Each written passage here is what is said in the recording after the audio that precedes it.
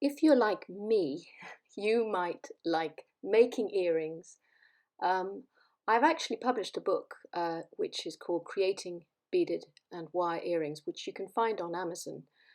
It was quite a few years back, but it's packed full of lots of different earrings for different occasions, and it's really full of techniques that you might never have come across, or just gives you inspiration, even if you know it all. Sometimes you just need a nudge and to get a new idea for a new design. So do check that out. Um, but otherwise, I thought if you like making earrings, you might like to know how to make your own ear wires, because obviously you can buy ear wires, but you can also make your own. So this is a spiral one which you can glue these posts onto. So that's something that you could do yourself. Or if you wanted a clip earring, you just make the spiral a bit bigger and glue a clip. Then you could have a sort of something completely different, little wiggle in the wire, so it makes it a nice long decorative earring. You could make a basic ear wire, which is like a fish hook, but you could put your bead onto the hook before you make the link, so that makes it different. This one's a spiral top one as well, and it's bent over so you can hang any bead from there. This is a twist stick wire, so there's a little twist in it which is very nice when it catches the light, and it's long again. Now you might have seen this shape.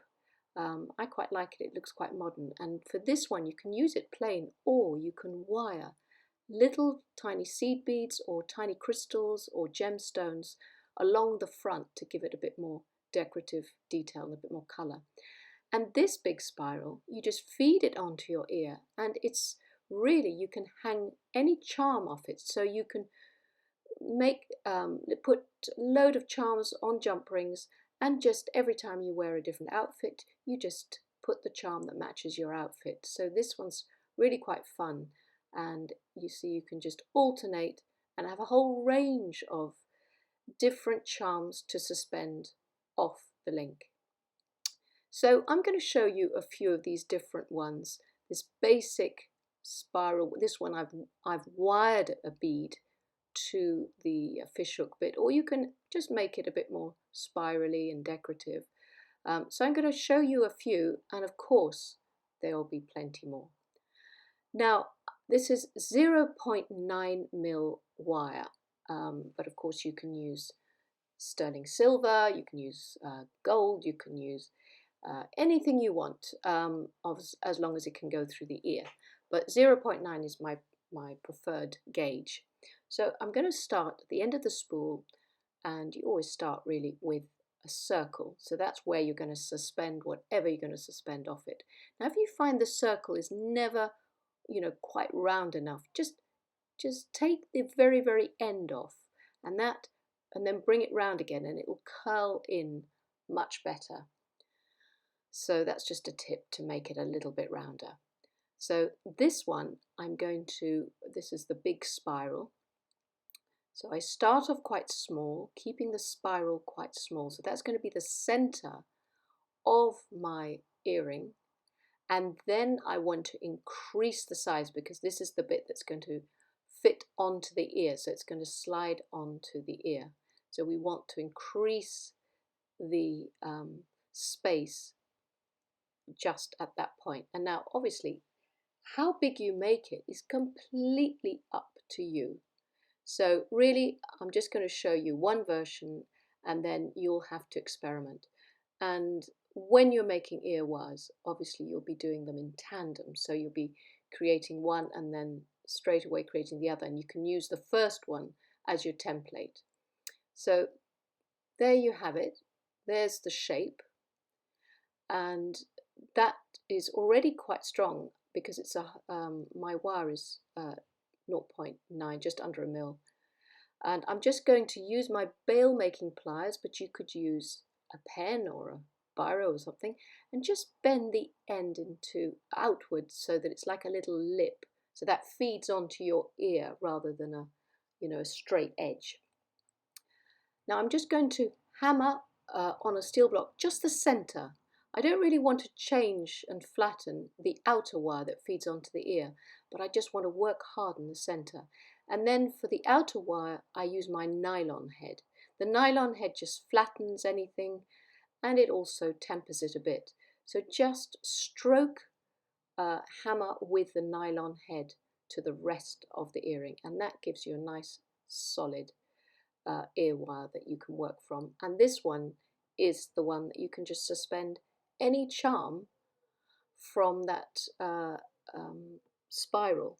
So you'll just, you know, find some charms, or put links onto the top of beads, and then you can alternate and change whatever you suspend from it. So it's quite a variable design that is fun to create for a gift for someone, and give them a range of little charms that they can choose to wear at different times. So that's the spiral. Now, the next one I'd like to show you is this. I call it a tent shape, but I'm sure there's a proper word for it, but it's just a sort of curved bend. So go with a natural curve of the wire, but at the very end create the link that will be the suspension link of your earring. And if the wire is not curved enough, you can always curve it a bit more, but I'm just going to go with a natural curve and then cut off. And obviously the height and the size of this earring, I've cut just about 2 inches, but the height and size of this earring will be dependent on you. Now, if you have these special nylon pliers that curve, therefore making bangles and rings, this is quite useful because you can just accentuate the curve a little bit more. But if you don't have them, you could just place it around a rounded object like a bottle. So don't feel you need these, but they're just a nice tool to have. So there you can see my curve. And now you're going to find the center of it, and you're going to take the tips, the very, very tips of your chain nose pliers, and hold the pliers at the tip and then bend the two pieces together, push them together. Now you want that tip to be quite pointed, so overlap, just push it past where it's meant to go.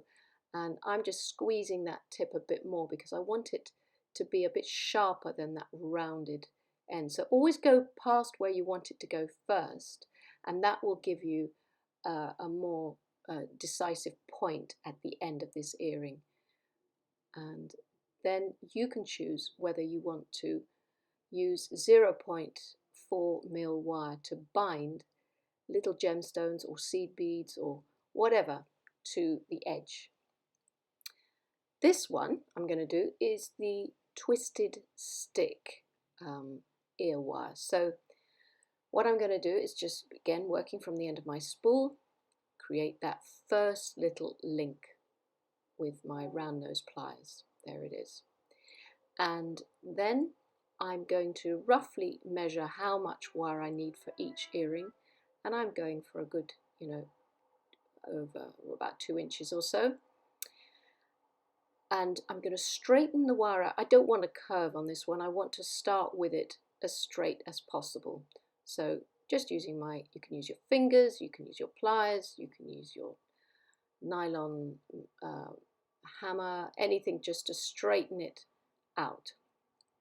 Then place the wire on the block, and with the steel head of your hammer, you're going to hammer just the bit just up from the suspension link. Don't hammer the link, but just the area above the suspension link. So I've turned it up one side and then I've turned it over the other side so I can spread it evenly. So I'm just spreading that area. You can see I've left the rest of the wire round, and it's just that particular area that's been flattened and spread. And now hold it at one side of that flattened area, and then grip with your flat nose at the other, holding that link, and pull and twist. And just make these tiny little pull and twist movements, which will give you a lovely little twist into that hammered flattened wire. And this is great when it's on, because it does catches the light, it gives it a nice shimmer. And then you want to make the hook, the ear hook from there. So go above where you've hammered and twisted it, place your bail makers just above that, and then hold them in place and bend around to create the hook of the earring wire. So this is quite a long, these ear wires that I'm showing you are quite long. I will show you some shorter ones as well. And just make sure that the link is flat. You obviously can't hammer the twist bit, but you can get your nylon end of the hammer and just hammer the top and the end. And always remember just to feel the very, very end of the wire, that if it's a bit sort of, you know, there's a little bit of burr of the wire there. You can always file it with a needle file to make sure that it's lovely and smooth. You can use a bit of sandpaper to also take any edges or sharp edges off. There's also something you can buy which is a cup burr, which you can put in a pin vise and put that at the very, very end of your wire as well, to make sure that there's no snagging ends of wire at the very, very end. So always make sure that the ends of the ear wires are lovely and smooth. And then you can hang anything off the front link from that twisted stem. So that one's quite fun. This one is just a very, very basic ear wire. It's just a fish hook, and I'll show it to you anyway, just in case you want to see it. So it's just a link, and then at this point you'll cut it off, depending on how big you want to make your ear wire. So usually it's sort of 2 inches or so. And now you would feed your bead on if you wanted to have a matching bead at the top. But if you didn't, you would just straighten the wire a bit. So this is where I'd now feed my bead. But if you just wanted it like a bought one, you know, which is just plain silver, you bend it, keeping a gap, and then place your pencil or your bail maker pliers to make the rounded bit of the ear wire, and bring that around. And there you can see I've got a little bit too long, so I'll just trim it. And then you want to make that little bit of a shaped lip at the back that feeds onto the ear. And that's the most basic one.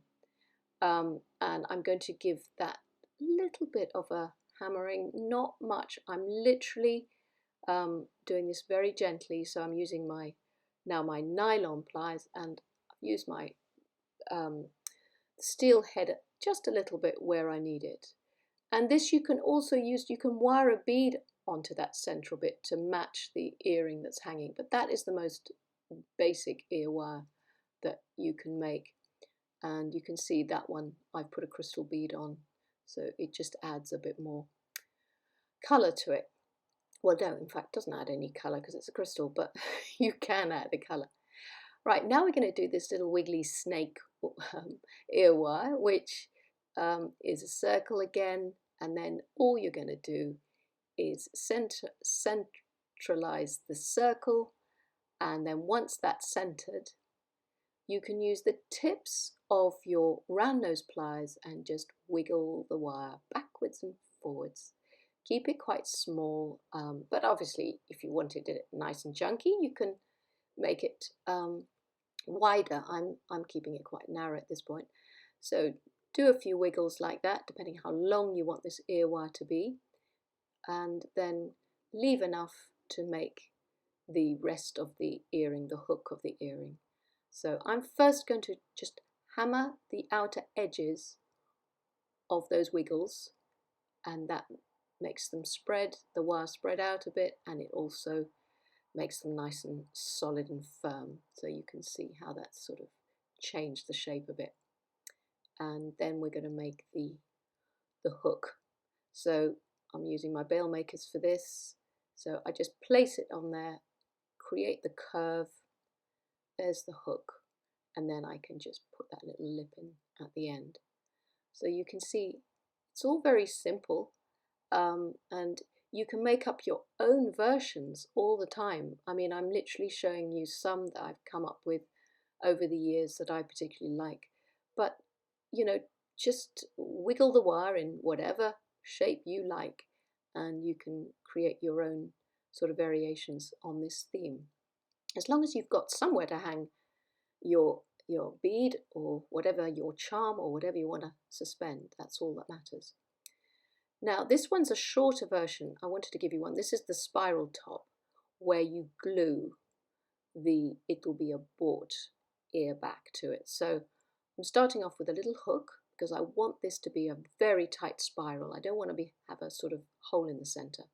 So I make the hook and then I squeeze the wire together so it becomes like a little head pin. So it's a little doubled up piece of wire.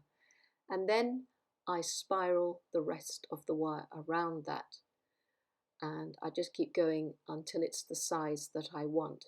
So if you were wanting to make clip earrings, for instance, you can buy ready-made clips that can glue with E6000 glue to the back. So you choose the size that you want, the radius that you want, and then once you've made the spiral, you're going to curl the suspension link in the opposite direction to the spiral.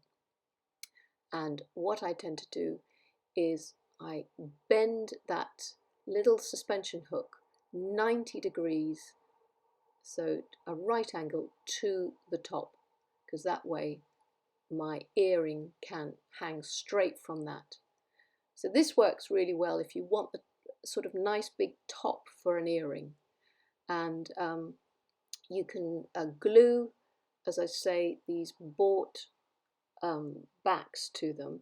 I would always scratch the surface of them before I glue them, just to give them a bit more of a key so that they really glue well. And then you can buy the earring backs, you know, like a little butterfly back to wear with that. But they're really handy when you want something. And you could always glue something to the center of that spiral as well. Here are like little studs. I could also, you know, just demonstrate how you could create your own little studs if you didn't want dangly earrings, because you don't always want dangly earrings. This is again a spiral, so again a little hook, squeeze the wire close so that it's doubled up, the end is completely doubled, then spiral it around itself to the size and diameter that you wish to have. And so I'm starting nice close spiral here, and then you can sort of open up that spiral and create a little, make something a bit different, make a sort of bit of a space, and then come back and close it up again, and that just creates a sort of a little bit of a difference to your normal spirals. And then bend it to the back and center of your spiral, and gripping the side that you've bent, bend it back to a right angle so that you've got a stem wire coming out from the back and the center of that spiral. And you can see that's like a little stud then. And you can glue something to the front, to a little diamante stone or whatever you want, or just have them plain, just plain wire. And then this one with the space, you could still actually suspend something from it, from that space, but you just put an earring back to them. You could make them different shapes. You can see more geometric. So there's a lot of scope as well. Having talked to you about these ear wires, I should mention head pins, because that comes with, you know, earrings as well. So a basic head pin is just a doubled up piece of wire. So you create the hook, and then you squeeze those sides together so that there's no scratchy end to that hook, just so that they sit parallel. So that's your basic head pin. And if the bead slides off, you can always bend that doubled up head pin to a right angle, or you could put a smaller bead just before the main focal bead so that it doesn't slip off, because sometimes some beads are large drilled, and then you just make a link at the opposite end. So that's your most basic one. And now for another suggestion or idea for you. So this one, again, you go to the end, and this time you're going to make another sort of little head pin. So squidge, squidge, squidge together. And if it's too long, you can always just take a bit off. So go in there, don't cut through the two, obviously, but sometimes when you bend it round, it just becomes too big. And now I'm going to go round. Again, you've seen me do these spirals, and we're just going to make a very, very simple spiral head pin. This looks very decorative, and it just sits at the base and gives you a little bit more metal, a bit more silver, another little silver accent or whatever colour wire you're using to your piece, and creates a little nice decorative aspect to it. So that's another idea for a head pin, just the tiny tight spiral that sits at the base. And here's a third idea. So again, we're going to create a head pin, but this time I'm going to make it round. I'm going to make it a spiral, but an open spiral. So this time I want to make it nice and round, so I've taken a little bit off to curl it so that it's going in and around. So there's my little circle, nice round circle, and then I'm going to keep the wire with a gap. I'm going to keep a space between the spiral, so like a snail shell. So there's my open spiral.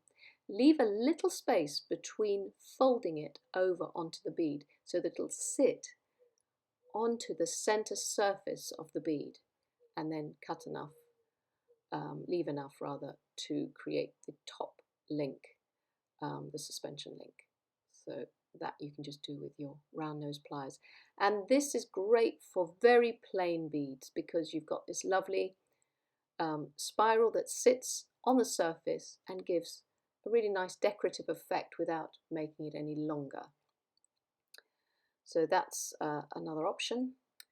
I'll give you a couple more, I think. I mean, there's so many that you know, I could go on forever, but I don't want to overload you. So again, there's a little head pin, and this time I'm going to do something a bit more geometric. So I'm holding the tips of my chain nose pliers and just bending and pulling the wire to create this triangular. So it's just to show you, you could do any shape at the bottom of the wire to hold the bead on. Any shape will do, any squiggle, any shape. It doesn't have to be a spiral every time. You can create your own sort of hieroglyphics on, you know, with wire. And there you've got another little decorative detail that, you know, makes your earrings different to something that you would buy in a shop.